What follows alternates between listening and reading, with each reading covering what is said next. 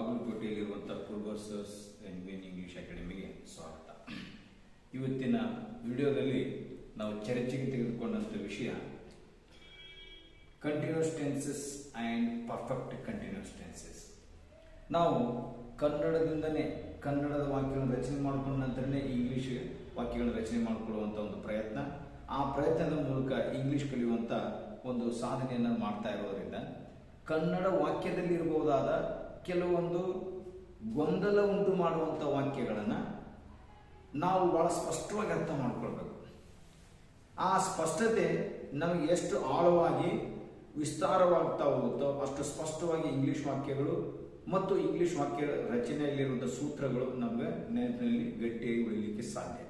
ಆದ್ದರಿಂದ ಇವೆರಡು ಕಾಲಗಳನ್ನು, ಯಾವುದು continuous tenses and perfect continuous ಟೆನ್ಸನ್ನು ಸ್ವಲ್ಪ ವಿಸ್ತಾರವಾಗಿ ಇತ್ತು ಚರ್ಚೆ ಮಾಡೋಣ. ಈಗ ನಾನು ಹೇಳಿದೆ, ಒಂದು ಪ್ರೆಸೆಂಟ್ ಕಂಟಿನ್ಯೂಸ್ ಟೆನ್ಸ್ ಮತ್ತು ಇನ್ನೊಂದು ಪ್ರೆಸೆಂಟ್ ಪರ್ಫೆಕ್ಟ್ ಕಂಟಿನ್ಯೂಸ್ ಟೆನ್ಸ್. ಈಗ ನಾವು ಇಲ್ಲಿ ಎರಡು ಪದಗಳ ಮೇಲೆ ಗಮನ ಇಟ್ಟು ಲಕ್ಷ್ಯ ಇಟ್ಟು ನೋಡೋಣ. ಒಂದು ಕಂಟಿನ್ಯೂಸ್ ಟೆನ್ಸ್, ಇನ್ನೊಂದು ಪರ್ಫೆಕ್ಟ್ ಕಂಟಿನ್ಯೂಸ್ ಟೆನ್ಸ್. ಅಂದರೆ ಕಂಟಿನ್ಯೂಸ್ ಟೆನ್ಸ್ ಅನ್ನೋದು ಒಂದು ಬೇರೆನೆ, ಪರ್ಫೆಕ್ಟ್ ಕಂಟಿನ್ಯೂಸ್ ಅನ್ನೋದು ಬೇರೆನೆ. ಇದು ನಾವು ಕೆಲವೊಂದು ವಿಡಿಯೋಗಳಲ್ಲಿ ಇದನ್ನು ವಿಸ್ತಾರವಾಗಿ ಪ್ರೆಸೆಂಟ್ ಕಂಟಿನ್ಯೂಸ್ ಟೆನ್ಸ್ ಮತ್ತು ಪ್ರೆಸೆಂಟ್ ಪರ್ಫೆಕ್ಟ್ ಟೆನ್ಸ್ ಬೇರೆ ಬೇರೆ ವಿಡಿಯೋಗಳಲ್ಲಿ ವಿವರಣೆ ಕೊಟ್ಟಿದ್ದೀವಿ. ಆದಾಗ್ಯೂ ಕೂಡ ಇದು ಒಂದು ವಿಶೇಷ ವಿಡಿಯೋದಲ್ಲಿ ಇವೆರಡು ಕಾಲಗಳನ್ನು ಸ್ವಲ್ಪ ತುಲನಾತ್ಮಕವಾಗಿ ನೋಡಿಕೊಂಡು ಅಲ್ಲಿ ಕನ್ನಡ ವಾಕ್ಯಗಳ ರಚನೆಗಳು ಹೇಗಿರ್ತವೆ ಮತ್ತು ಇಂಗ್ಲಿಷ್ ವಾಕ್ಯ ರಚನೆಗಳು ಹೇಗಿರ್ತವೆ ಅಂತ ಸ್ವಲ್ಪ ಗಮನಿಸಬೇಕು ಅಂತೇಳಿ ಈ ಚರ್ಚೆ ಮಾಡ್ತಾ ಇದ್ವಿ. ಕಂಟಿನ್ಯೂಸ್, ಈಗಾಗಲೇ ತಮ್ಗೆ ಗೊತ್ತಿರುವಂತೆ ಪ್ರೆಸೆಂಟ್ ಕಂಟಿನ್ಯೂಸ್ ಅಂದ್ರೆ ಸದ್ಯ ನಡೀತಾ ಇರುವ ಕ್ರಿಯೆ. ನಾವು ಈಗ ಕ್ರಿಕೆಟ್ ಆಡುತ್ತಿದ್ದೇವೆ, ಆಡ್ತಾ ಇದ್ದೇವೆ ಪ್ರೆಸೆಂಟ್. ಆಡ್ತಾ ಅಂದ್ರೆ ಆಡುವ ಕ್ರಿಯೆ, ನಡೆಸ್ತಾ ಇದ್ದೀವಿ, ಇದು ಪ್ರೆಸೆಂಟ್ ಕಂಟಿನ್ಯೂಸ್ ಟೆನ್ಸ್. ಓಕೆ, ಅದನ್ನ ನಾನು ಒಂದು ಉದಾಹರಣೆ ಕೊಡ್ತಾ ಇದ್ದೀನಿ. ನಾನು ನಿನಗಾಗಿ ಕಾಯುತ್ತಿದ್ದೇನೆ, ಅದನ್ನ ಸ್ವಲ್ಪ ನಾವು ಮಾರ್ಕ್ ಮಾಡಿದಾಗ ಕಾಯುತ್ತಿದ್ದೇನೆ ಮೇನ್ ವರ್ಬ್, ಯಾಕೆ ಕಾಯೋದು ಒಂದು ಕ್ರಿಯೆ, ನಾನು ಸಬ್ಜೆಕ್ಟ್, ಮಿಕ್ಕೆಲ್ಲ ಪದಗಳು ಆಬ್ಜೆಕ್ಟ್. ನಾನು ಇಲ್ಲಿ ಒಂದು ತುಲನೆಯನ್ನು, ಒಂದು ಹೋಲಿಕೆಯನ್ನು ಸ್ಪಷ್ಟಪಡಿಸಲಿಕ್ಕೆ ವಾಕ್ಯಗಳನ್ನ ಬಹಳ ಚಿಕ್ಕದಾಗಿ ಸಣ್ಣದಾಗಿ ರಚನೆ ಮಾಡ್ಕೊಂಡಿದ್ದೀನಿ. ಇದನ್ನು ನೀವು ಬೇಕಾದಾಗ ದೊಡ್ಡದು ಮಾಡ್ಬೋದು. ನಾನು ನಿನಗಾಗಿ ಕಾಲೇಜಿನಲ್ಲಿ ಕಾಯುತ್ತಿದ್ದೇನೆ, ನಾನು ನಿನಗಾಗಿ ನಮ್ಮ ಮನೆಯಲ್ಲಿ ಕಾಯುತ್ತಿದ್ದೇನೆ, ನಾನು ನಿನಗಾಗಿ ನಮ್ಮ ಮನೆಯಲ್ಲಿ ನಮ್ಮ ಗೆಳೆಯರೊಂದಿಗೆ ಕಾಯುತ್ತಿದ್ದೇನೆ. ನೀವು ಬೇಕಾದ ವಾಕ್ಯ ಮಾಡಿದ್ರು ಕೂಡ ಬೇಸಿಕ್ ಅಂದ್ರೆ ಬುನಾದಿ ಅಂದ್ರೆ ತಳಪಾಯ ಪ್ರಾರಂಭದಲ್ಲಿ ಹೆಂಗಿರುತ್ತೆ ಅದನ್ನಷ್ಟೇ ವಿಚಾರ ಮಾಡೋಣ. ನಾನು ನಿನಗಾಗಿ ಕಾಯುತ್ತಿದ್ದೇನೆ, ಕಾಯ್ತಾ ಇದ್ದೇನೆ ಪ್ರೆಸೆಂಟ್. ಕಾಯುವ ಕ್ರಿಯೆ ನಡೀತಾ ಇದೆ, ಇದಕ್ಕೆ ನಾವು ಪ್ರೆಸೆಂಟ್ ಕಂಟಿನ್ಯೂಸ್ ಟೆನ್ಸ್ ಅಂತೀವಿ. ಇಲ್ಲಿ ನಾವು ಈಗಾಗಲೇ ಚರ್ಚೆ ಮಾಡಿರ್ತಾರೆ ವಾಕ್ಯ ರಚನೆ subject, helping verb, main verb, ING, object. ಯಾಕಂದ್ರೆ ನೀವು ಕನ್ನಡದಲ್ಲಿ ಈ ಪದವನ್ನು ಹಿಂದೂ ಮುಂದೆ ಮಾಡಬಹುದು. ನಿನಗಾಗಿ ನಾನು ಕಾಯುತ್ತಿದ್ದೇನೆ ಅನ್ಬೋದು, ಒಂದೊಂದ್ಸಲ ಆಡುಕೊಂಡೆ ಕಾಯಕತ್ತೀನಿ ನಾನು ನಿನಗ ಅನ್ಬೋದು. ಹಿಂಗ ನಿಮ್ಮ ಕನ್ನಡ ವಾಕ್ಯದಲ್ಲಿ ಪದಗಳನ್ನ ಎಲ್ಲಾದ್ರೂ ಜೋಡಿಸಬಹುದು. ಆದ್ರೆ ಇಂಗ್ಲಿಷ್ ವಾಕ್ಯ ರಚನೆ ತಮ್ಗೆ ಗೊತ್ತಿರುವಂತೆ subject, verb, object, it is fixed pattern, it is called fixed word order in English. ಅದಕ್ಕೆ ನಾವು ಫಿಕ್ಸ್ ಆದಂತಹ ಭಾಷೆಯನ್ನ ಬರಿಬೇಕಾದ್ರೆ ಅಥವಾ ಕಲಿಬೇಕಾದ್ರೆ ಆ ಸೂತ್ರಕ್ಕನುಗುಣವಾಗಿ ನಾವು ರಚನೆ ಮಾಡ್ಕೊಳ್ಬೇಕು. ಅವಾಗ ಆ ಇಂಗ್ಲಿಷ್ ಸೂತ್ರ ಏನಾಗುತ್ತೆ, subject, helping verb, main verb, ING, object. ING ಯಾಕೆ ಕಂಟಿನ್ಯೂಸ್. ಇಲ್ಲಿ ಬಳಸುವಂತ helping verbs am, are, is. ಅವ ವಾಕ್ಯ ರಚನೆ ಏನಾಗ್ತೀರಿ, I am waiting for you, ಇದು ಪ್ರೆಸೆಂಟ್ ಕಂಟಿನ್ಯೂಸ್. ಅದನ್ನ ನಾವು ಪ್ಲೂರಲ್ ಮಾಡಿದಾಗ we are waiting for you, she is waiting for you, they are waiting for you, my friend is waiting for you. ಈಗ ಬೇಕಾದಷ್ಟು ವಾಕ್ಯಗಳು ಮಾಡ್ಕೊಳ್ಬಹುದು. ಈಗ ಈ ವಾಕ್ಯ ತರನೇ ಕಾಣುವಂತ ಇನ್ನೊಂದು ವಾಕ್ಯ ನೋಡೋಣ. ನಾನು ನಿನ್ನೆಯಿಂದ ನಿನಗಾಗಿ ಕಾಯುತ್ತಿದ್ದೇನೆ. ನಾನು ಪ್ರತಿಯೊಂದು ವಿಡಿಯೋದಲ್ಲಿ ತಮ್ಮ ಗಮನಕ್ಕೆ ತರಲಿಕ್ಕೆ ಪ್ರಯತ್ನ ಮಾಡಿದ್ದು ಕನ್ನಡ ವಾಕ್ಯದಲ್ಲಿ ಕ್ರಿಯಾಪದಗಳನ್ನು ಗಮನಿಸಿ ನೋಡಬೇಕು. ಆ ಕ್ರಿಯಾಪದನ ಒಂದು ಅಥವಾ ಎರಡು ಅಥವಾ ಮೂರು ಸರಿ ನಾವು ಗಮನಿಸಿ ನೋಡಿದಾಗ ಅದು ಕಾಲವನ್ನು ನಿರ್ಧಾರ ಮಾಡುತ್ತೆ ಅಂತ ಹೇಳಿದೆ. ಇಲ್ಲಿ ನಾನು ನಿನ್ನೆಯಿಂದ ನಿನಗಾಗಿ ಕಾಯುತ್ತಿದ್ದೇನೆ ಅಂದಾಗ ನಿಮ್ಗೆ ಗೊತ್ತು, ಇಲ್ಲಿ ಕಾಯುತ್ತಿದ್ದೇನೆ ಅನ್ನೋದು ಮೇನ್ ವರ್ಬ್, ಕಾಯುವ ಕ್ರಿಯೆ ಇದೆ. ಇದನ್ನ ನಾವು ವರ್ಬನ್ನು ನೋಡಿದ ತಕ್ಷಣ ಕಾಯುತ್ತಿದ್ದೇನೆ, ಕಾಯ್ತಾ ಇದ್ದೇನೆ ಪ್ರೆಸೆಂಟ್ ಕಂಟಿನ್ಯೂಸ್ ಅಂದ್ಬಿಡಬಹುದು. ಆದರೆ ಈ ಪ್ರೆಸೆಂಟ್ ಕಂಟಿನ್ಯೂಸ್ ವಾಕ್ಯವನ್ನು ಕಾಯುತ್ತಿದ್ದೇನೆ ಅದು ಇದೇ ತರ ಐತೆ. ಆದ್ರೆ ಇಲ್ಲಿ ಕೆಲವೊಂದು ಪದಗಳನ್ನು ನಾವು ಗಮನಿಸಬೇಕಾಗಿದೆ. ನಾನು ನಿನ್ನೆಯಿಂದ ನಿನಗಾಗಿ ಕಾಯುತ್ತಿದ್ದೇನೆ, ನಾನು ಕೇವಲ ಕಾಯುತ್ತಿದ್ದೇನೆ, ಈಗ ಕಾಯ್ತಾ ಇದ್ದೇನೆ, ಕಾಯುವ ಈಗ ಸದ್ಯ ನಡೀತಾ ಇದೆ. ಆದ್ರೆ ಈ ವಾಕ್ಯದಲ್ಲಿ ನಿನ್ನೆಯಿಂದ ಕಾಯುತ್ತಿದ್ದೇನೆ, ಬಹಳಷ್ಟು ಸಲ ನಿನ್ನೆ ಮೊನ್ನೆ ಹೋದ್ ವಾರ ಹೋದ್ ತಿಂಗಳ ಅಂತ ಪದಗಳು ಬಂದ ತಕ್ಷಣ ನಾವೇನಾಗ್ಬಿಡ್ತೀವಿ ಪಾಸ್ಟ್ ಟೆನ್ಸ್ ಅಂದ್ಬಿಡ್ತೀವಿ. ಅದು ಪಾಸ್ಟ್ ಟೆನ್ಸ್ ಅಲ್ಲ. ನಿನ್ನೆಯಿಂದ ನೋಡಿ, ನಾನು ನಿನ್ನೆಯಿಂದ ಕಾಯುತ್ತಿದ್ದೇನೆ. ಕಾಯೋ ಕ್ರಿಯೆ ಇನ್ನೂ ನಡೀತಾನೆ ಇದೆ. ಎಲ್ಲಿಂದ ನಡೀತಾ ಇದೆ? ನಿನ್ನೆಯಿಂದ. ಸದ್ಯದಲ್ಲಿ ನಡೀತಾ ಇದ್ರೆ ಪ್ರೆಸೆಂಟ್ ಕಂಟಿನ್ಯೂಸ್, ಬರೀ ಕಂಟಿನ್ಯೂಸ್. ಆದ್ರೆ ನಿನ್ನೆಯಿಂದ, ಮೊನ್ನೆಯಿಂದ, 2 ವಾರಗಳಿಂದ, 2020ರಿಂದ ಅಂತ ಈ ರೀತಿ ಇಂದ ಅಂತ ಬಂದಾಗ ನನ್ನ ಕಾಯೋ ಕ್ರಿಯೆ ಆ ದಿನದಿಂದ, ಆ ಸಮಯದಿಂದ ನಡೀತಾ ಇದೆ. ಇದು ದೀರ್ಘಕಾಲದ ಕ್ರಿಯೆ. ಅದಕ್ಕೆ ನಾವಿಲ್ಲಿ ಇದನ್ನ ಕಂಟಿನ್ಯೂಸ್ ಅನ್ಬಾರ್ದು, ಪರ್ಫೆಕ್ಟ್ ಕಂಟಿನ್ಯೂಸ್ ಅಂತ. ಇದೇ ವ್ಯತ್ಯಾಸ. ಈ ಇಂದ ಅನ್ನೋ ಪದ ಬರದೇ ಇದ್ರೆ ಅದು ಕೂಡ ಕಂಟಿನ್ಯೂಸ್. ಆದ್ರೆ ಇಂದ ಅಂತ ಬಂತಂದ್ರೆ ಅದು ನೋಡ್ಲಿಕ್ಕೆ ಕಂಟಿನ್ಯೂಸ್ ಅನ್ಸಿದ್ರು ಕೂಡ ಪರ್ಫೆಕ್ಟ್ ಕಂಟಿನ್ಯೂಸ್ ಅಂತ ತಿಳ್ಕೊಳ್ಳೋದು. ಇದು ವ್ಯತ್ಯಾಸವನ್ನು ಗಮನಿಸಬೇಕು. ನಿನ್ನೆಯಿಂದ, ಮೊನ್ನೆಯಿಂದ, 10 ದಿನಗಳಿಂದ, 2 ಗಂಟೆಗಳಿಂದ, 4 ತಿಂಗಳುಗಳಿಂದ, ಹಿಂಗ ಇಂದ ಅಂತ ಬಂದಾಗ ಅಲ್ಲಿ ಕಾಯುತ್ತಿದ್ದೇನೆ, ನೋಡುತ್ತಿದ್ದೇನೆ, ಆಡುತ್ತಿದ್ದೇವೆ, ಈ ರೀತಿ ಕಂಟಿನ್ಯೂಸ್ ಅನ್ಸಿದ್ರೆ ಅದು ಬರೀ ಕಂಟಿನ್ಯೂಸ್ ಅಲ್ಲ, ಪರ್ಫೆಕ್ಟ್ ಕಂಟಿನ್ಯೂಸ್. ಅಲ್ಲಿ ವಾಕ್ಯ ರಚನೆ ತಮ್ಗೆ ಗೊತ್ತಿರೋ ಹಾಗೆ subject, helping verb, been, main verb, ING, object. ಅವಾಗ ವಾಕ್ಯ ರಚನೆ ಏನಾಯ್ತು? I have been waiting for you since yesterday. ನೋಡ್ರಿ, ನಿನ್ನೆ, ಎಸ್ಟರ್ಡೇ. ಇಂದ ಅಲ್ಲಿಕ್ಕೆ ಸಿನ್ಸ್ ಬಳಸಬೇಕು. ಯಾವ ಕಾರಣಕ್ಕೂ ಫ್ರಾಮ್ ಬಳಸಬಾರ್ದು. ಯಾಕಂದ್ರೆ ಇಂದ ಅನ್ನಕ್ಕೆ ಫ್ರಾಮ್ ಕೂಡ ಒಂದು ಶಬ್ದ ಇದೆ. ಆದ್ರೆ ಇಲ್ಲಿ ಇಂದ ಅಂತ ಶಬ್ದ ಬರಲೇಬೇಕು. ಅದಕ್ಕಾಗಿ ಇಂಗ್ಲಿಷ್ ನಲ್ಲಿ ಸಿನ್ಸ್ ಮಾತ್ರ ಬಳಸಬೇಕು. ಫ್ರಾಮ್ ಯಾವ ಕಾರಣಕ್ಕೂ ಪರ್ಫೆಕ್ಟ್ ಕಂಟಿನ್ಯೂಸ್ ನಲ್ಲಿ ಬಳಸಬಾರ್ದು. ನೆನ್ಪಿಟ್ಕೊಂಡು I have been waiting for you since yesterday. ನೋಡ್ರಿ, ಕಾಯುತ್ತಿದ್ದೇನೆ ಅನ್ನೋ ಈ ಒಂದು ಕನ್ನಡ ಕ್ರಿಯಾಪದಕ್ಕೆ ಅವರು ಬಳಸಿದ್ದು ಹ್ಯಾವ್ ಬೀನ್ ವೇಟಿಂಗ್. ಇಲ್ಲೇ ಮೇಲಿನ ವಾಕ್ಯದಲ್ಲಿ ಕಾಯುತ್ತಿದ್ದೇನೆ ಅನ್ಲಿಕ್ಕೆ ಅವರು ಬಳಸಿದ್ದು ಇಂಗ್ಲಿಷ್ ಪದಗಳು ಆಮ್ ವೇಟಿಂಗ್. ಈ ಆಮ್ ವೇಟಿಂಗ್ ಬರೀ ಕಂಟಿನ್ಯೂಸ್. ಹ್ಯಾವ್ ಬೀನ್ ವೇಟಿಂಗ್ ದೀರ್ಘಕಾಲದಿಂದ ನಡೀತಾ ಇದೆ. ಎಲ್ಲಿಂದ? ನಿನ್ನೆಯಿಂದ, ಮೊನ್ನೆಯಿಂದ, 2 ವರ್ಷಗಳಿಂದ, 10 ದಿನಗಳಿಂದ, 4 ಗಂಟೆಗಳಿಂದ, ಅಂದ್ರೆ ದೀರ್ಘಕಾಲದಿಂದ ನಡೀತಾ ಇದೆ. ಅದಕ್ಕೆ ತಾವು ಇದನ್ನು ಗಮನಿಸಬೇಕು. ಇಲ್ಲಿ ಕಾಯುತ್ತಿದ್ದೇನೆ ಅನ್ನೋ ಬದಲಿ ಇಲ್ಲಿ ದೀರ್ಘಕಾಲದ ಕ್ರಿಯೆಯನ್ನು ಸೂಚಿಸಲಿಕ್ಕೆ ಬೀನ್ ಬಳಸೋದ್ರಿಂದ ಇಲ್ಲಿ ಬೀನ್ ಬರಬೇಕು ಅಂತ ನೆನಪಿಟ್ಕೋಬೇಕಾದ್ರೆ ನೀವು ಬರೆಯುವಾಗ ಅಥವಾ ಮಾತಾಡುವಾಗ ಈ ರೂಢಿಯನ್ನ ಮಾಡ್ಕೊಂಡ್ರೆ ಬಹಳ ಒಳ್ಳೆಯದು. ಯಾಕಂದ್ರೆ ಕಾಯುತ್ತಲಿದ್ದೇನೆ, ಆ ಕಾಯುತ್ತಲೇ ಅನ್ನೋದು ದೀರ್ಘಕಾಲದ ಕ್ರಿಯೆ, ಬೀನ್ ಬರುತ್ತೆ. ಅದಕ್ಕಾಗಿ ಕಾಯುತ್ತಲಿದ್ದೇನೆ ಅಂತ ಬಳಸಿದ್ರೆ ಬೀನ್ ಬರುತ್ತೆ ಅಂತ ನೆನಪಿಡಿ. ಆದ್ರೆ ನಿಮ್ಮ ಕನ್ನಡದಲ್ಲಿ ಆ ಕಾಯುತ್ತಲೇ, ಕಾಯುತ್ತಿದ್ದೇನೆ, ಆ ಲಲಿ ಬರ್ಲಿ ಬರ್ದೇ ಇರ್ಲಿ, ಈ ಶಬ್ದ ನಿನ್ನೆಯಿಂದ, ಮೊನ್ನೆಯಿಂದ, 2 ದಿನಗಳಿಂದ ಇಂದ ಅಂತ ಬಂದ್ರೆ ಕಾಯುತ್ತಿದ್ದೇನೆ. ನೋಡಿ, ಇಂದ ಅಂತ ಪದ ಬಂದ್ರೆ ಅದು ಕಾಯುತ್ತಿದ್ದೇನೆ ಇದ್ರೂ ಪರ್ಫೆಕ್ಟ್ ಕಂಟಿನ್ಯೂಸ್, ಕಾಯುತ್ತಲಿದ್ದೇನೆ ಅಂದ್ರೂ ಪರ್ಫೆಕ್ಟ್ ಕಂಟಿನ್ಯೂಸ್. ಇದು ನೆನಪಿಟ್ಕೊಳ್ಬೇಕು ಬಹಳ. ಇನ್ನೊಂದ್ಸರಿ ಹಿಂದಿನ ವಾಕ್ಯ ಹೋಗ್ತೀನಿ. ನಾನು ನಿನಗಾಗಿ ಕಾಯುತ್ತಲಿದ್ದೇನೆ, ಇದು ಕಂಟಿನ್ಯೂಸ್. ಇಲ್ಲಿ ಕನ್ನಡದಲ್ಲಿ ಕಾಯುತ್ತಲಿದ್ದೇನೆ ಅಂದ್ರೂ ಕೂಡ ಇದು ಕಂಟಿನ್ಯೂಸ್. ಯಾಕಂದ್ರೆ ಇಲ್ಲಿ ನಿನ್ನೆಯಿಂದ, ಮೊನ್ನೆಯಿಂದ, 2 ದಿನಗಳಿಂದ ಇಂದ ಅನ್ನೋ ಸಮಯ ಸೂಚಕ ಪದ ಇಲ್ಲ. ಆದ್ರಿಂದ ಇಲ್ಲಿ ಲ ಲಿ ಇದ್ರೂ ಕೂಡ ಅಲ್ಲಿ ಸಮಯ ಸೂಚಕ ಪದ ಇಲ್ಲ ಅಂದ್ರೆ ಕಂಟಿನ್ಯೂಸ್. ಇಲ್ಲಿ ಲೀ ಲ ಇರ್ಲಿ ಇರದೇ ಇರ್ಲಿ ಇಂದ ಅಂತ ಸಮಯ ಸೂಚಕ ಪದ ಬಂದ್ರೆ ಪರ್ಫೆಕ್ಟ್ ಕಂಟಿನ್ಯೂಸ್. ಈ ವ್ಯತ್ಯಾಸವನ್ನು ನಾವು ಗಮನಿಸಬೇಕು. ಇಂದ ಅಂತ ಬರಲೇಬೇಕು, ದೀರ್ಘಕಾಲ ನಡೀತಾ ಇದೆ. ಇದಕ್ಕೆ ನಾವು ಪರ್ಫೆಕ್ಟ್ ಕಂಟಿನ್ಯೂಸ್ ಯಾಕೆ ಅಂತಂದ್ರೆ, ನಾನು ನಿನ್ನೆಯಿಂದ ನಿನಗಾಗಿ ಕಾಯುತ್ತಿದ್ದೇನೆ. ನಾನು ಕಾಯುವ ಕ್ರಿಯೆ ನಿನ್ನೆ ಪ್ರಾರಂಭ ಮಾಡಿದೆ, ಪರ್ಫೆಕ್ಟ್. ಅಲ್ಲಿಂದ ನಡೀತಾ ಇದೆ, ಕಂಟಿನ್ಯೂಸ್. ಅದಕ್ಕೆ ಪರ್ಫೆಕ್ಟ್ ಕಂಟಿನ್ಯೂಸ್. ಇಲ್ಲಿ 2 ಕಾಲಗಳ ಲಕ್ಷಣಗಳಿವೆ. ಏನಿದು? ಪರ್ಫೆಕ್ಟ್ ಲಕ್ಷಣಗಳಿವೆ ಮತ್ತು ಕಂಟಿನ್ಯೂಸ್ ಲಕ್ಷಣಗಳಿವೆ. ಅದಕ್ಕೆ ಈಗ ಪರ್ಫೆಕ್ಟ್ ಕಂಟಿನ್ಯೂಸ್ ಬಹಳ ಮುಂದ ಅಥವಾ ದೀರ್ಘಕಾಲದಿಂದ ನಡೀತಾ ಇರುವ ಕ್ರಿಯೆ ಅಂತ ತಿಳ್ಕೊಳ್ಬೇಕು. ಸದ್ಯ ನಡೀತಾ ಇದ್ರೆ ಕಂಟಿನ್ಯೂಸ್, ದೀರ್ಘಕಾಲದಿಂದ ಹಿಂದಿನಿಂದ ಈಗೂ ನಡೀತಾ ಇದೆ. ಇಲ್ಲಿ ಕ್ರಿಯೆ ಯಾವಾಗೋ ಪ್ರಾರಂಭವಾಗಿ ಅಂದಿನಿಂದ ಈಗಲೂ ಇನ್ನೂ ನಡೀತಾ ಇದೆ. ನಾವು ಮಾತಾಡುವ ಸಮಯದಲ್ಲಿ ನಾನು ನಿನ್ನೆಯಿಂದ ಕಾಯ್ತಾ ಇದ್ದೇನೆ, ನಾನು ನಿನ್ನೆ ಕಾಯುವ ಕ್ರಿಯೆ ಪ್ರಾರಂಭ ಮಾಡಿದೆ, ಅಲ್ಲಿಂದ ಇನ್ನೂ ಆ ಕಾಯುವ ಕ್ರಿಯೆ ನಡೀತಾ ಇದೆ. ಅದಕ್ಕಾಗಿ ಇದು ಬರೀ ಕಂಟಿನ್ಯೂಸ್ ಅಲ್ಲ, ಮುಂದುವರೆದ ಕಂಟಿನ್ಯೂಸ್, ದೀರ್ಘಕಾಲದ ಕಂಟಿನ್ಯೂಸ್. ಕಾಲ ಪರ್ಫೆಕ್ಟ್ ಕಂಟಿನ್ಯೂಸ್ ಟೆನ್ಸ್. ಅದಕ್ಕೆ ಈ ವ್ಯತ್ಯಾಸವನ್ನು ಗಮನಿಸಬೇಕು. ಆನಂತರ ಇಲ್ಲಿ ಪರ್ಫೆಕ್ಟ್ ಟೆನ್ಸ್ ನಲ್ಲಿ ಸಹಜವಾಗಿ ನಾವು ಇಂಗ್ಲಿಷ್ ಟೆನ್ಸ್ ಅನ್ನ ತಲೆಯೊಳಗೆ ಇಟ್ಕೊಂಡು ಇಂಗ್ಲಿಷ್ ಕನ್ನಡ ವಾಕ್ಯ ರಚಿಸುವಂತ ಅವಶ್ಯಕತೆ ಇಲ್ಲ.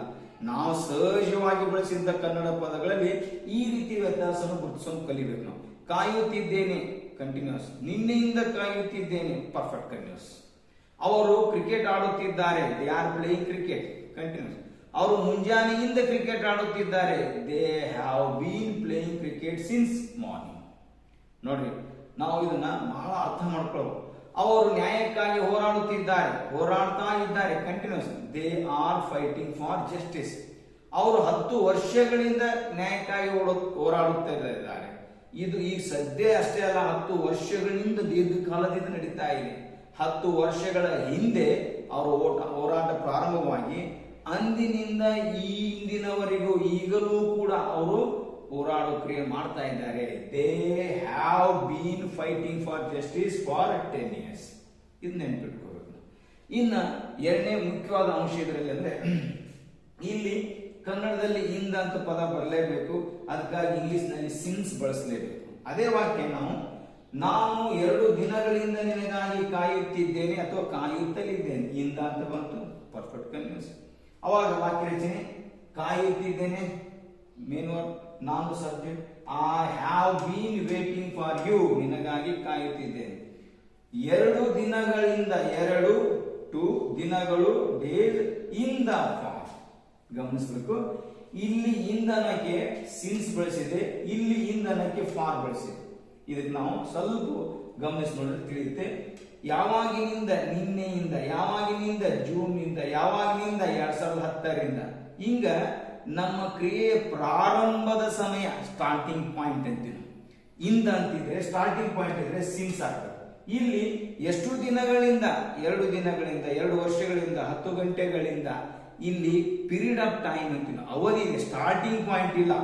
ನಮ್ಮ ಕ್ರಿಯೆ ನಡೀತಾ ಇರುವಂತ ಅವಧಿ, ಸಮಯ, ಪೀರಿಯಡ್ ಆಫ್ ಟೈಮ್ ಅಂತೀವಿ. ಅವಾಗ ಇಲ್ಲಿ ಫಾರ್ ಆಗ್ತೀವಿ. ಇನ್ನು ಕನ್ನಡದಲ್ಲಿ ನಮ್ಮದೇ ಆದ ಒಂದು ನಿಯಮ ಏನ್ ಮಾಡ್ಕೊಂಡ್ರೆ, ಈ ರೀತಿ ದಿನಗಳು, ಗಂಟೆಗಳು, ವರ್ಷಗಳು, ಗಳು ಅಂತ ಪ್ಲೂರಲ್ ಬಂದಿದ್ರೆ ಅವಾಗ ಇಂಧನ ಅರ್ಥಕ್ಕೆ ಫಾರ್ ಬಳಸ್ತಾರೆ. ಇಲ್ಲಿ ನಿನ್ನೆಗಳಿಂದ, ಜೂನ್ಗಳಿಂದ, 1920ಗಳಿಂದ ಅನ್ನಕ್ ಸಾಧ್ಯ ಇಲ್ಲ.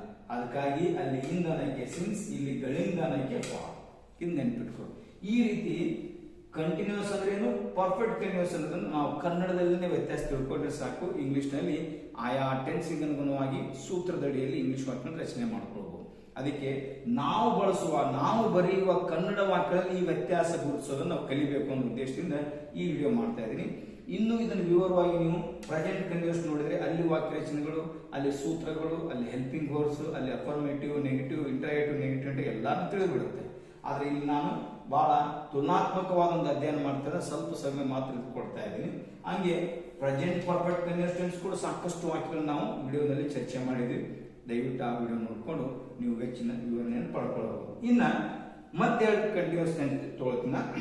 ಒಂದು past continuous tense, past perfect continuous. ಇಲ್ಲಿ ಕೂಡ ಕಂಟಿನ್ಯೂಸ್ ವ್ಯತ್ಯಾಸ ಏನಿದೆ, ಒಂದು ಬರೀ ಕಂಟಿನ್ಯೂಸ್ ಟೆನ್ಸ್, ಇನ್ನೊಂದು ಪರ್ಫೆಕ್ಟ್ ಕಂಟಿನ್ಯೂಸ್ ಟೆನ್ಸ್. ಇಲ್ಲಿ ಪಾಸ್ಟ್ ಇದೆ, ಇಲ್ಲಿ ಪ್ರೆಸೆಂಟ್ ಇದೆ. ಯಾರಿನ ಪ್ರೆಸೆಂಟ್ ಕ್ಲಿಯರ್ ಆಗಿದೆ ಅಂತ ನನಗೆ ಅನಿಸುತ್ತೆ. ಇನ್ನು ಪಾಸ್ಟ್ ನಲ್ಲಿ ನೋಡೋಣ. ಪಾಸ್ಟ್ ಕಂಟಿನ್ಯೂಸ್ ಅಂದ್ರೆ ನಡೀತಾ ಇದ್ದ ಕ್ರಿಯೆ, ಒಂದು ಸಮಯದಲ್ಲಿ ನಡೀತಾ ಇದ್ದ ಕ್ರಿಯೆ ಅಂತ ನೋಡುವ ಒಂದು ಉದಾಹರಣೆ ಕೊಡ್ತೀನಿ. ನಾನು ನಿನ್ನೆ ನಿನಗಾಗಿ ಕಾಯ್ತಾ ಇದ್ದೇನು. ಯಾವಾಗ? ನಿನ್ನೆ ಕಾಯುವ ಕ್ರಿಯೆ ನಡೀತಾ ಇತ್ತು. Past continuous. Formula subject, helping verb, main verb, ING, object. I was waiting for you yesterday. ಗಮನಿಸಬೇಕಿಲ್ಲಿ ನಿನ್ನೆ ಕಾಯುವ ಕ್ರಿಯೆ ನಡೀತಾ ಇತ್ತು. ನಾವು ನಿನ್ನೆ ಕ್ರಿಕೆಟ್ ಆಡಾಕತ್ತಿದ್ವಿ. We were playing cricket yesterday. 1947ರಲ್ಲಿ ಅಥವಾ 1947ರ ಮುಂಚೆ ಬ್ರಿಟಿಷರು ಭಾರತವನ್ನು ಆಳುತ್ತಿದ್ದರು. The British were ruling India before 1947. ಆ ಸಮಯದಲ್ಲಿ, ಹಿಂದೆ, ಆ ಒಂದು ನಿರ್ದಿಷ್ಟ ಸಮಯದಲ್ಲಿ ಆ ಕ್ರಿಯೆ ನಡೀತಾ ಇತ್ತು ಕಂಟಿನ್ಯೂಸ್. ಅದೇ ವಾಕ್ಯ ಹಿಂಗ್ ಬರ್ಕೊಂಡಾಗ, ನಾನು ನಿನ್ನೆಯ ತನಕ ನಿನಗಾಗಿ ಕಾಯುತ್ತಿದ್ದೇನೆ. ವಿಶೇಷವಾಗಿ ಗಮನಿಸಬೇಕು, ನಿನ್ನೆಯ ತನಕ, ಆದ್ರೆ ನಿನ್ನೆ ಅಲ್ಲ. ಇದು ನೆನ್ಪಿಟ್ಕೋ. ನಿನ್ನೆಯ ತನಕ ಅಂದ್ರೆ ನಾನು ಕಾಯುವ ಕ್ರಿಯೆ ನಿನ್ನೆಗಿಂತ ಮುಂಚೆ ಯಾವಾಗ ಪ್ರಾರಂಭವಾಗಿ ನಿನ್ನೆ ತನಕ ನಡೀತಾ ಇತ್ತು, ನಿನ್ನೆ ಇಲ್ಲ. ನಿನ್ನೆ ಅಂದ್ರೆ ನಿನ್ನೆ ನಿನಗಾಗಿ ಕಾಯುತ್ತಿದ್ದನು ಕಂಟಿನ್ಯೂಸ್, ನಿನ್ನೆ ತನಕ ಕಾಯ್ತಾ ಇದ್ದನು ಪರ್ಫೆಕ್ಟ್ ಕಂಟಿನ್ಯೂಸ್. ಈ ವ್ಯತ್ಯಾಸಗಳು ಗಮನಿಸಬೇಕು. ಈ ರೀತಿ ಕಂಟಿನ್ಯೂಸ್ ಪಾಸ್ಟ್ ಕಂಟಿನ್ಯೂಸ್ ಅನ್ಸಿದ್ರೆ ಅದು ಪರ್ಫೆಕ್ಟ್ ಆಗುತ್ತೋ ಅಥವಾ ಬರೀ ಕಂಟಿನ್ಯೂಸ್ ಆಗುತ್ತೋ ಸೂಕ್ಷ್ಮ ನೋಡ್ಬೇಕು. ತನಕ ಅಥವಾ ವರೆಗೆ ಅನ್ನೋ ಪದಗಳು ಬಂದ್ರೆ ಅದು ಕಂಟಿನ್ಯೂಸ್ ಅಲ್ಲ, ಪರ್ಫೆಕ್ಟ್ ಕಂಟಿನ್ಯೂಸ್ ಅಂತ ತಿಳ್ಕೋಬೇಕು. ಅದಕ್ಕೆ ವಾಕ್ಯ ರಚನೆ, I had been waiting for you since yesterday. Since yesterday, ನಾನು ನಿನ್ನೆಯ ತನಕ ನಿನಗಾಗಿ ಕಾಯುತ್ತಲಿದ್ದೇನು. ಆ ಲೀವ್ ಬೀನ್ ಅನ್ನೋ ಅರ್ಥ ಸಿಗುತ್ತೆ, ನೀವು ಹಾಕಬಹುದು ಅಥವಾ ಬಿಡಬಹುದು. ಆದ್ರೆ ತನಕವರೆಗೆ, ಆ ಕ್ರಿಯೆ ಆ ಸಮಯದ ತನಕ, ಆ ಸಮಯದವರೆಗೆ ಅಂತ ಅನ್ನೋ ಪದಗಳು ಬಂದಿದ್ರೆ ಅದನ್ನ ಪರ್ಫೆಕ್ಟ್ ಕಂಟಿನ್ಯೂಸ್ ಮಾಡ್ಕೊಳ್ಬೇಕು. ಅವ ವಾಕ್ಯ ರಚನೆ, I had been waiting for you since yesterday. ನೋಡಿ, ಕಾಯುತ್ತಿದ್ದೇನು ಹ್ಯಾಡ್ ಬೀನ್ ವೇಟಿಂಗ್, ಕಾಯುತ್ತಿದ್ದೇನು ವಾಸ್ ವೇಟಿಂಗ್. ನೋಡ್ಲಿಕ್ಕೆ ಕನ್ನಡದಲ್ಲಿ ಒಂದೇ ತರ ಕಾಯುತ್ತಿದ್ದೇನು ಕಾಯುತ್ತಿದ್ದ ವ್ಯತ್ಯಾಸ ಇಲ್ಲಿ ಯಾವ ಸಮಯ ತನಕ ಇಲ್ಲ, ಇಲ್ಲಿ ಇದೆ. ಅದಕ್ಕಾಗಿ ಇದು ಪರ್ಫೆಕ್ಟ್ ಕಂಟಿನ್ಯೂಸ್. ಇದನ್ನ ನಾವು ನೆನಪಿಟ್ಕೊಳ್ಬೇಕು. ಅದನ್ನೇ ಇನ್ನೊಂದ್ಸಲ ಹೇಳ್ತಾರೆ, ನಾನು ನಿನಗಾಗಿ 2 ದಿನಗಳವರೆಗೆ ಕಾಯುತ್ತಿದ್ದೇನೆ. ಇದು ನಾನು ಕಾಯ್ತಾ ಇರುವಂತಹ ಕಾಲದ ಅವಧಿಯ ಒಂದು ಸೂಚನೆ. ಅಂದ್ರೆ 2 ದಿನಗಳವರೆಗೆ ನಡೀತಾ ಇತ್ತು, ಈಗಿಲ್ಲ ಅದು. ಅದಕ್ಕೆ ನೋಡ್ತೀನಿ, I had been waiting for you for 2 days.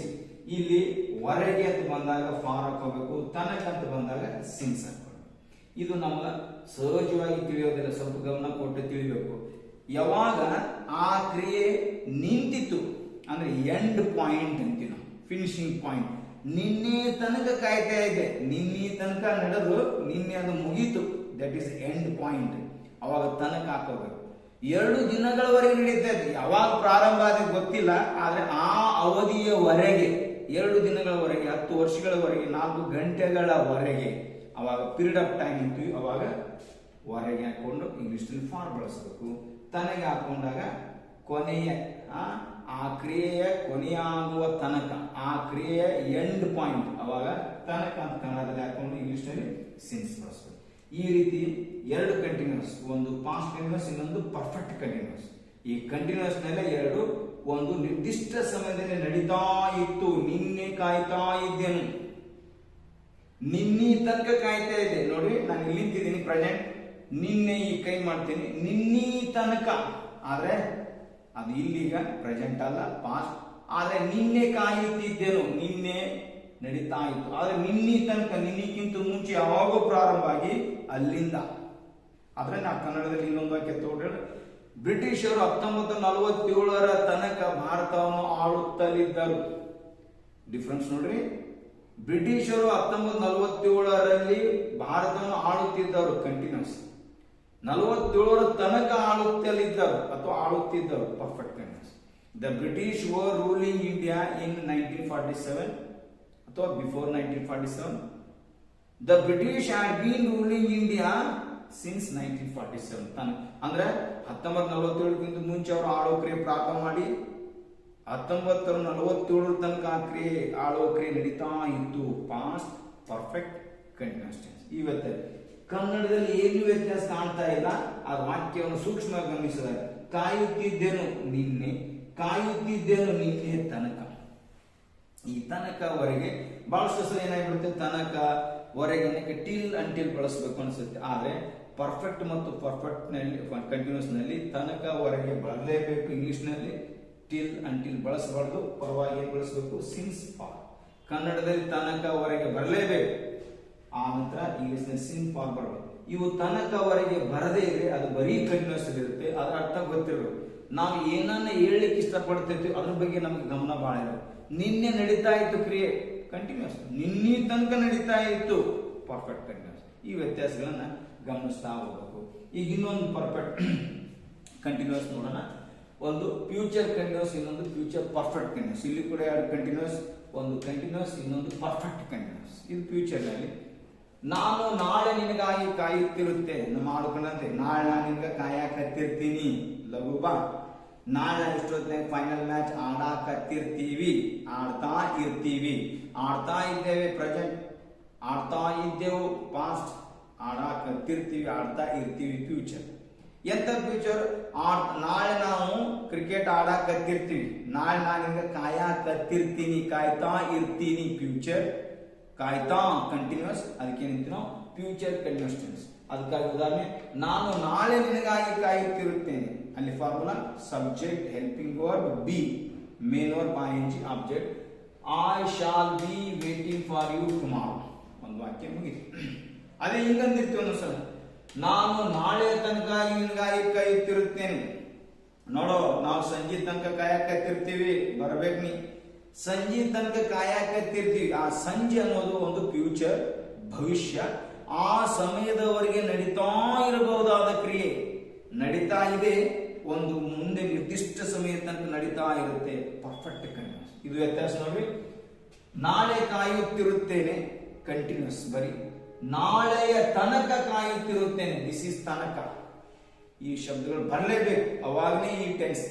ನಾವು ಯಾವ್ಯಾವುದೋ ವಾಕ್ಯ ಯಾವ್ಯಾವುದೋ ಟೆನ್ಸ್ ನಲ್ಲಿ ಬರೆಯೋದಲ್ಲ. ಅದಕ್ಕಾಗಿ ಇಂಗ್ಲಿಷ್ ಸೂತ್ರಗಳನ್ನೇ, ಇಂಗ್ಲಿಷ್ ನಿಯಮಗಳನ್ನ ನಾವು ಓದ್ಕೊಂಡು ತಿಳ್ಕೊಳ್ಬೇಕಾಗಿಲ್ಲ. ನಾವು ಆಡು ಕನ್ನಡದಲ್ಲಿ ಸಹಜವಾಗಿ ನಿಯಮಗಳನ್ನ ಬಳಸ್ತೀವಿ. ನಾವು ಮಾತಾಡೋ ರೀತಿಯನ್ನ, ನಾವು ಭಾಷೆಯನ್ನ ಬಳಸೋ ರೀತಿಯನ್ನ ನೋಡಿಕೊಂಡು ಭಾಷಾ ತಜ್ಞರು ವ್ಯಾಕರಣ ರಚಿಸಿದ್ದಾರೆ ವಿನಃ ನಾವು ವ್ಯಾಕರಣ ನೋಡಿ ಮಾತಾಡೋದು ಕಲಿಯೋದಿಲ್ಲ. ಇದನ್ನು ಗಮನಿಸ್ಬೇಕು ನಾವು. ಅದಕ್ಕೆ ಸಹಜವಾಗಿ ನಾವು ಸಮಯಕ್ಕನುಗುಣವಾಗಿ ಸಾಂದರ್ಭಿಕ ಸತ್ಯಗಳನ್ನ, ಅಂಶಗಳನ್ನ ನಾವು ವ್ಯಕ್ತ ಮಾಡ್ತಿರ್ತೀವಿ ನಮ್ಮ ಮಾತೃಭಾಷೆ ಕನ್ನಡದ ಮೂಲಕ. ಅದನ್ನ ಸೂಕ್ಷ್ಮ ಗಮನಿಸೋದೊಂದು ಅವಶ್ಯವಾದಂತ ಅಂಶ. ಆದ್ರಿಂದ ಈಗ ನೋಡ್ರಿ, ನಾನು ನಾಳೆ ತನಕ ನಿನಗಾಗಿ ಕಾಯುತ್ತಿರುತ್ತೇನೆ, ಪರ್ಫೆಕ್ಟ್ ಕಂಟಿನ್ಯೂಸ್. ಅದಕ್ಕೆ I shall have been waiting for you since tomorrow ತನಕ. ಇಲ್ಲಿ ಕೂಡ ಟಿಲ್ ಅಂಟಿಲ್ ಬಳಸಬಾರದು. ಇದು ಬಹಳಷ್ಟು ಪುಸ್ತಕಗಳಲ್ಲಿ ಹೆಚ್ಚು ಕಡಿಮೆ ಇಲ್ಲ ಅಂತ ಅನ್ಬಹುದು. ಯಾವ ಪುಸ್ತಕದಲ್ಲಿ ಇದ್ರ ಚರ್ಚೆ ಇಲ್ಲ. ಆದ್ರಿಂದ ಇದನ್ನ ನಾವು ಆದ್ರೆ ಕನ್ನಡದಲ್ಲಿ ಇಂತಹ ವಾಕ್ಯಗಳನ್ನು ಪದೇ ಪದೇ ಪದೇ ಪದೇ ಬಳಸ್ತಿರ್ತೀವಿ. ಅದಕ್ಕಾಗಿ ಇದನ್ನ ನಾವು ಕಲಿಯೋದು ಬಹಳ ಮುಖ್ಯ. ನೋಡ್ರಿ, ಶಾಲ್ ಬಿ ವೇಟಿಂಗ್ ಕಾಯುತ್ತಿರುತ್ತೇನೆ same. Shall have been waiting ಕಾಯುತ್ತಿರುತ್ತೇನೆ ಸೇಮ್. ಆ ವ್ಯತ್ಯಾಸ ಏನು? ತನಕ ಸಿನ್ಸ್ ಟುಮಾರೋ. ಇಲ್ಲಿ ಬಂದಿಲ್ಲ ಅಷ್ಟೇ ವ್ಯತ್ಯಾಸ. ಶಾಲ್ ಬಿ ವೇಟಿಂಗ್ ಕಾಯುತ್ತಿರುತ್ತೇನೆ, ಶಾಲ್ ಹ್ಯಾವ್ ಬೀನ್ ವೇಟಿಂಗ್ ಕಾಯುತ್ತಿರುತ್ತೇನೆ. ಆ ವ್ಯತ್ಯಾಸ ಇರೋದು ಆ ಕ್ರಿಯೆ ಒಂದು ನಿರ್ದಿಷ್ಟ ಸಮಯದ ತನಕ ನಡೀತಾ ಇರ್ತೈತಿ. ನಿರ್ದಿಷ್ಟ ಸಮಯದಲ್ಲಿ ನಡೀತಾ ಇರುತ್ತೆ ಕಂಟಿನ್ಯೂಸ್. ಸಮಯದ ತನಕ, ಒಂದು ನಿರ್ದಿಷ್ಟ ಸಮಯದ ತನಕ ಪರ್ಫೆಕ್ಟ್. ಈ ವ್ಯತ್ಯಾಸಗಳು ಗೊತ್ತಾಗುತ್ತೆ. ನೋಡ್ರಿ, I shall have been waiting for you since tomorrow ಬರಲೇಬೇಕು. ನೋಡಿ, ಅದನ್ನ ಇನ್ನೊಂಥರ, ನಾನು ಮುಂದಿನ 7 ದಿನಗಳವರೆಗೆ ನಿನಗಾಗಿ ಕಾಯುತ್ತಿರುತ್ತೇನೆ. ನಾವು ಇಷ್ಟು ಚಂದ ಗ್ರಾಂಥಿಕವಾಗಿ ಮಾತಾಡದೇ ಇದ್ರು ಕೂಡ ಆಡು ಕನ್ನಡದಲ್ಲಿ ಗ್ರಾಂಥಿಕ ಮಾತಾಡ್ತೀವಿ. ಏನು, ನಾ ಇನ್ನ 2 ದಿನ ನಿನ್ನ ಕಾಯಕತ್ತಿರ್ತೀನಿ, ಬರ್ಬೇಕು ನೀ. ಇನ್ನ 2 ದಿನ ನಾ ಕಾಯ್ತೀನಿ, ನಾ 2 ದಿನ ಕಾಯ್ತೀನಿ, ಕಾಯೋಕ್ರಿ ಇಲ್ಲ ಅಲ್ಲಿ. ಇನ್ನೂ 2 ದಿನ ಕಾಯ್ತೀನಿ, ಇಲ್ಲ ಕಾಯ್ತಾ ಇಲ್ಲ ಅಲ್ಲಿ. ಇದು ನಾವು ಏನನ್ನ ಹೇಳ್ಬೇಕು ಸ್ಪಷ್ಟವಾಗಿ ಆಡುಕಣದಲ್ಲಿ ಬರ್ತಿರ್ತದೆ, ನಾವು ಗಮನಿಸ್ಬೇಕು. ನಾ ಇನ್ನ 2 ದಿನ ಕಾಯ್ತೀನಿ ಅಂದಾಗ ಕಾಯುತ್ತೇನೆ, ಕಾಯಕತ್ತೀನಿ ಅಂತಿಲ್ಲ ಇಲ್ಲಿ. ಕಾಯ್ತಾ ಇರ್ತೀನಿ ಅಂದ್ರೆ ಈ ಕಾಯೋಕ್ರಿ ನಡೀತಾ ಇದೆ, ಇನ್ನೂ 2 ದಿವಸ ನಡೀತಿರ್ತೈತಿ ಅನ್ನೋ ಅಂಶ ಅರ್ಥ ಆಗ್ಬೇಕು ನಮ್ಗೆ. ಅವಾಗ ಏನಾಗುತ್ತೆ ನೋಡ್ರಿ, I shall have been waiting for you for next 2 days. ಇನ್ನ 2 ದಿನ ಅನ್ನಕ್ ನಾನು ಸ್ವಲ್ಪ ಮುಂದಿನ 2 ದಿನ ಅನ್ಕೊಂಡಿನಿ, ನೀವು ತಿಳ್ಕೊಬೇಕು. I shall have been waiting for you for next 2 days. ಮುಂದಿನ 2 ದಿನಗಳವರೆಗೆ ನಾ ಇನ್ನ 2 ದಿವಸ ನಿನಗ ಕಾಯಕತ್ತಿರ್ತೀನಿ, ನೀ ಬಂದ್ಬಿಡು. Okay, shall have been waiting, shall have been waiting. ಕಾಯುತ್ತಿರುತ್ತೇನೆ. ಇಲ್ಲೂ ಕೂಡ ಕಾಯುತ್ತಿರುತ್ತೇನೆ, ಅದು ಕಂಟಿನ್ಯೂಸ್. Shawl be waiting. ತನಕ, ನಾಳೆ ತನಕ, ನಾಡು ತನಕ, ಇನ್ನು 2 ದಿನ, ಇನ್ನು 10 ದಿನ, ಇನ್ನು 10 ವರ್ಷಗಳವರೆಗೆ, that is perfect continuous. Shall have been waiting, shall have been waiting.